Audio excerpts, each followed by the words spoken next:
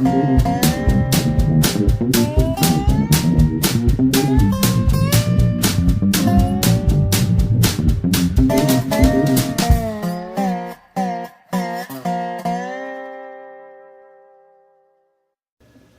I am making a honey soap, and the first thing we do before we do any soap making is make sure that we are prepared with our rubber gloves as well as goggles. This is so when you're mixing lye into the water that if anything splashes up on you, your skin and eyes are protected. Lye is extremely corrosive, and you do not want that in your eyes. Alright, so first I need to zero my scale out. Okay, and I'm going to measure out my water first. And I need 10 ounces of distilled water.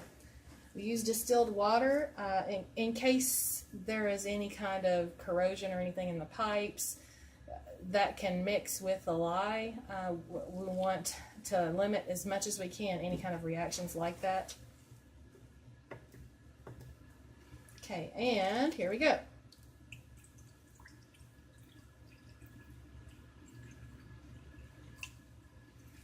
I have just a hair over 10 ounces.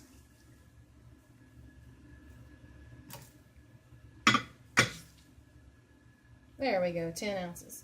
So, the next thing we do is measure out the lye. I am not pouring the lye directly into the water to measure. I'm going to do this outside because lye plus water equals fumes, and that's something that you do not want to breathe in. You need to be in a very well ventilated area, and the best place to do that is outside. Okay, the way I like to measure my lye is in a bag, preferably a plastic Ziploc bag. I've tried it in paper bags, but what happens is the flakes of lye get inside the folds that are at the bottom of the inside of the bag, and that can plop out when you're not expecting it, and you don't want that all over the place. All right, so I need 4.5 ounces of lye. There we go. And we want 4.5 ounces, so I'm going to pour a little in the bag and set that on and keep measuring out until we get to 4.5 ounces. All right, 4.5 ounces, excellent. Okay, so now I have my lye and my water measured out. I'm going to go outside to mix this together. You can hear me kind of coughing. That's because just the lye by itself has a little powdery residue, and that's kind of in the air. I'm definitely going outside to mix these together. By the way, before you mix anything, you always, always, always put the lye into the water. Never do it the other way. You can cause an explosion. Water into lye, it reacts very, very, very quickly, and you don't want to be around if that happens that way. Alright, we're getting ready to mix in the lye with the water, and the temperature of the water is about 75 degrees.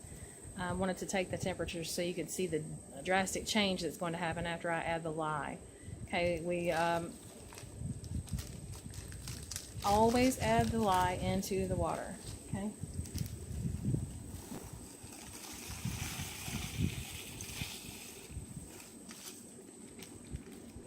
Alright, now the lye is in the water, and I'm stirring so it can dissolve. Always do this in a well ventilated area.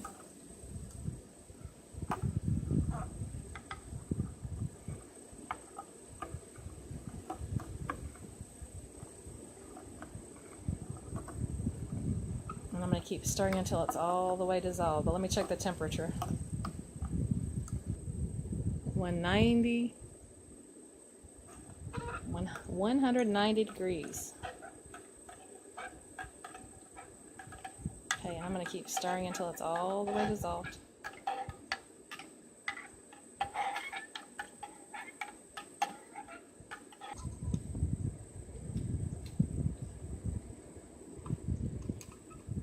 So it's 185, around 185. Okay, so I'm going to leave this out to cool just a little bit while I go back in and mix or heat up the oils. The goal is to have the lye liquid and the oils within 10 degrees of each other. Alright, so far I have measured out 12 ounces of coconut oil. I'm going to be using 8 ounces of hemp oil. Okay, so between each oil, I'm zeroing out the scale, okay?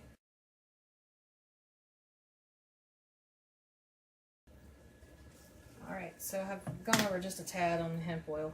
I have 8.1 ounces. But that's okay. The soap that I'm making is going to be super fatted, and what that means is that I have more oil than it actually takes to turn the lye into soap. So when you have extra oils, especially, you know, all the oils that I'm using are skin-friendly oils anyway, so that just adds moisturizing properties into the soap. So I've got hemp seed oil, and now I need olive oil. So I need 12 ounces, and again, I'm zeroing out the scale again. 12 ounces of olive oil.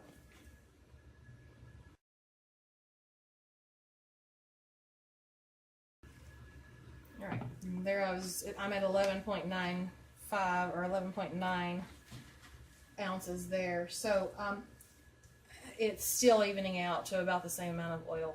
If you don't have one of these oils or you want to make a different recipe, use a Lye Calculator. There's one available on, it's either soapqueen.com or brambleberry.com.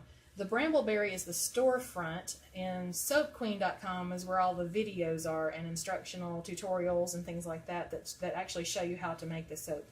So I believe it's Brambleberry because you want to know exactly how much oil to put into the lye. Every oil has a different saponification value, so depending on the oil, you may not have to have as many ounces as you would in the one that you're replacing. So definitely check out a Lye Calculator if you're going to be swapping out oils. Okay, so I've got all my oils in. I need to heat these up. They need to be about 10 degrees away from the temperature of the lye. I like to make soap around 100, 110 degrees. That's just my personal preference.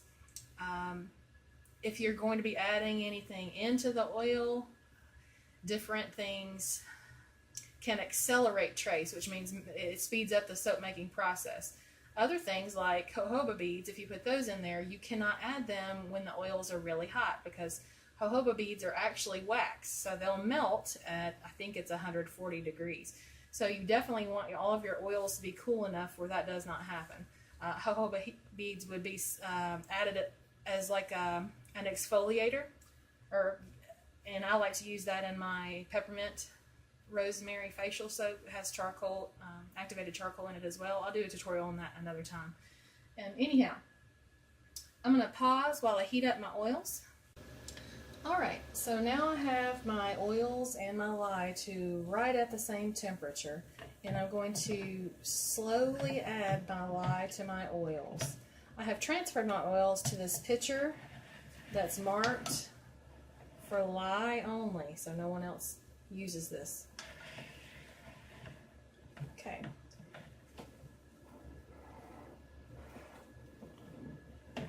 Alright, still have my gloves and goggles on. I'm going to stop stirring for a minute so I can see what I'm doing here and pour very slowly.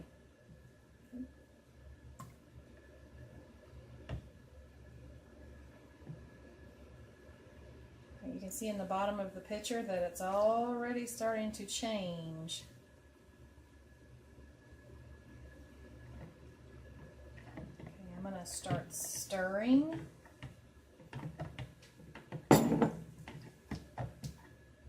And my friends, this is what happens when oil and lye mix together. You have soap. But we're not nearly finished by just stirring. If I was to only stir or only whisk, it would take quite a while for this to actually begin the saponification process. Ask me how I know. Before I got a stick blender, I whisked and I whisked. And it took, let's see, at about an hour and a half, my arm was really tired. So I had the whisk that detaches from one of my stick blenders. And so I attached that to the stick blender and finished it up. But at an hour and a half, it still had not gotten to trace. So, all right.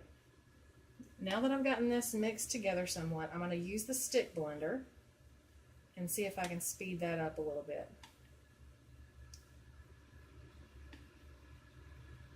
I'm only going to go to a light trace. That means that it's not extremely thick yet, because I'm going to be adding honey to this recipe. And honey causes the soap to heat up, which can accelerate trace. So, let me get my stick blender. And I'll give that a pulse for a few minutes.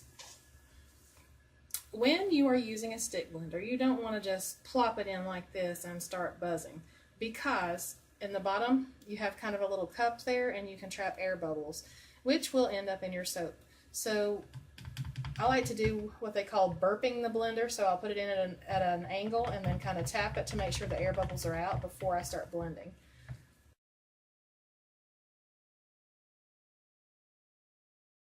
Alright, I like to take a little break from blending.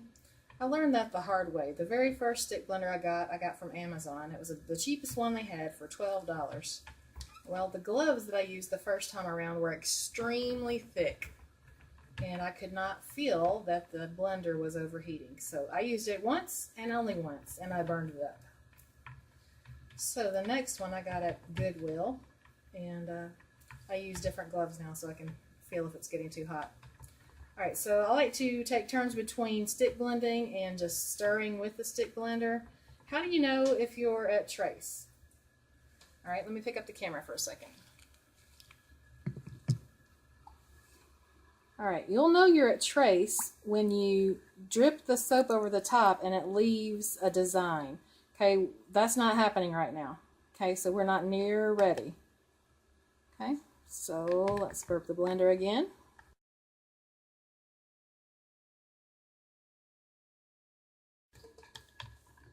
Alright, the reason why we want to blend it like this is to make sure that the lye and oils are fully combined with each other.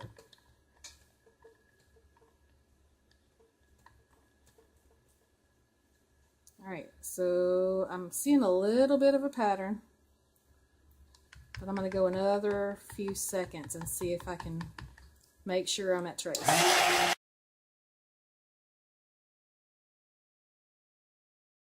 Alright, I think we're good now. Let me just stir through a couple more times and then we'll check. Alright, you can see now pretty well that there's a pattern on top where I pulled this mixer out. Alright, so give me a second to scrape my mixer and I'll be right back. Alright, so the next step is to add my honey and my fragrance oil. Okay, so I'm adding 4 tablespoons of fragrance oil. And I have the spatula in here. I'm going to take that out for a second. This is where I cleaned off my mixer. And I'll come back with, excuse the noise there, the spoon. Okay, so here's my spoon. This fragrance oil is from Brambleberry. It's where I've gotten the majority of my fragrance oils and essential oils for soap making.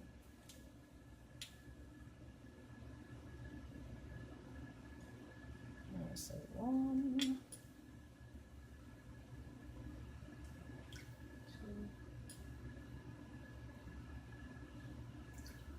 3, and 4.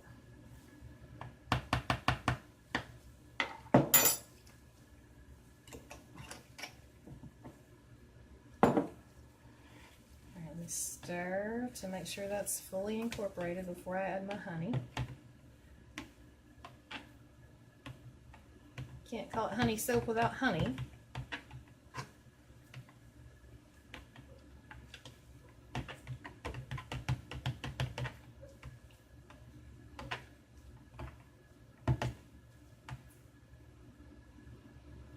going to pick up the camera again just so you can see what trace looks like better.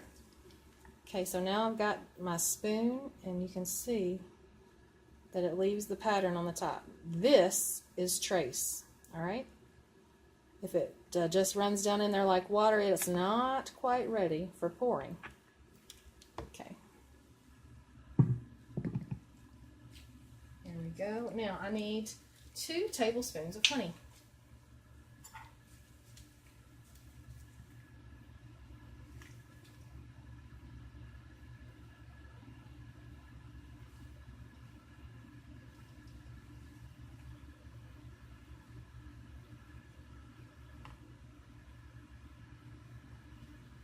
Okay, and 1 more.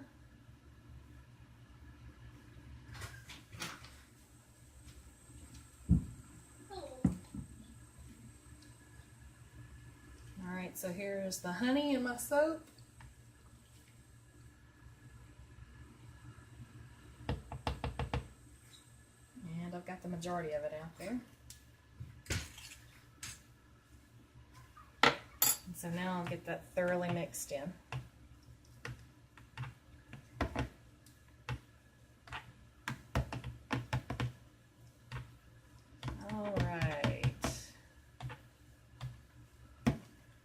Now I'm going to pour into my molds. Today I'm using plastic molds. I really like to use silicone molds, but the one that I use for my honey soap actually has a design on it that says "Save the Honeybees." So I like that one a lot for this soap, and I'll give you a tip in just a second about using plastic molds for cold process soap.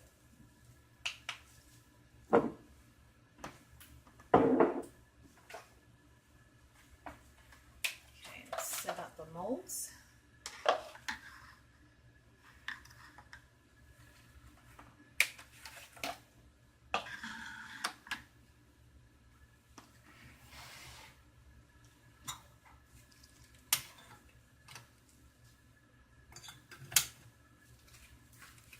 Now, I don't know if you can see or not, but the design has the honeycomb on it and "Save the Honeybee."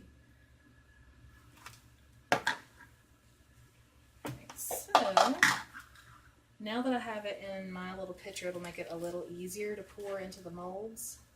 And I also keep all my tools are only used for soap. I do not put them back in the kitchen for use with food.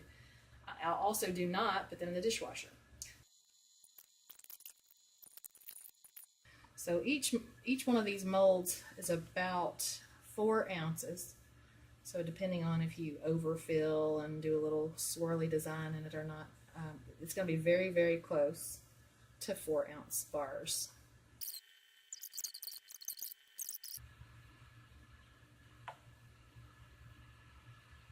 All right, so let's talk about plastic molds. These are going to be a little bit different to use than silicone. Silicone's easy and quick release. You can take your soap out of those molds within 24 to 48 hours. But that is not the case for these plastic molds, which I found out the hard way. I had been using silicone and then I tried these.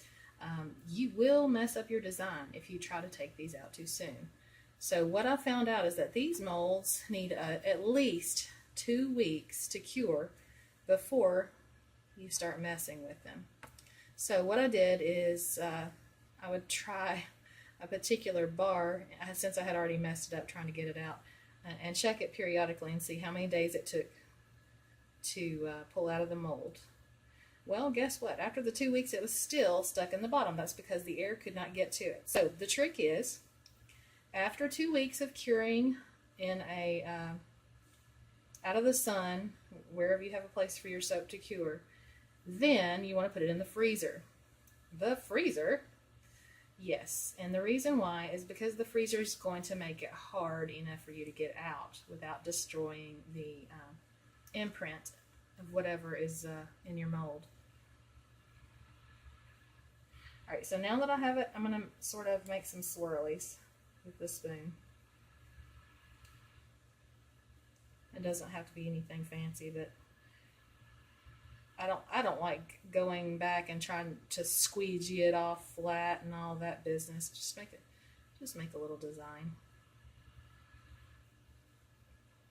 Like I said, it doesn't have to be anything fancy, but it looks kind of cool when it hardens.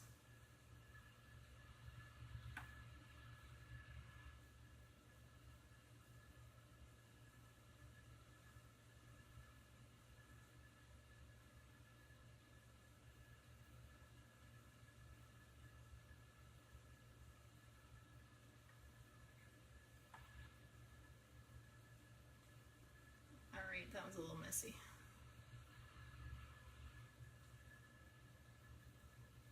So it's starting to thicken up on me. If you make soap very long, you'll learn pretty quickly that certain ingredients will make your soap seize up, or if you blend it too long before you add certain oils, and then you add an oil that accelerates trace, then kind of jacks up your soap. So we're good here. Scrape off the rest of that. And the very last step is to spray with alcohol. So let me grab that bottle. And the reason why we spray soap with alcohol is to get rid of the soda ash that appears on the top of the soap. If I don't spray this on there, it'll get a white film on the top of the soap, which is not harmful, but it's not pretty to look at either. So we spray liberally with this alcohol, and it will keep the soda ash from forming on the soap. I think I've gotten all the bars now, and now we just have to wait. So we'll come back and let you know what it looks like when it's finished.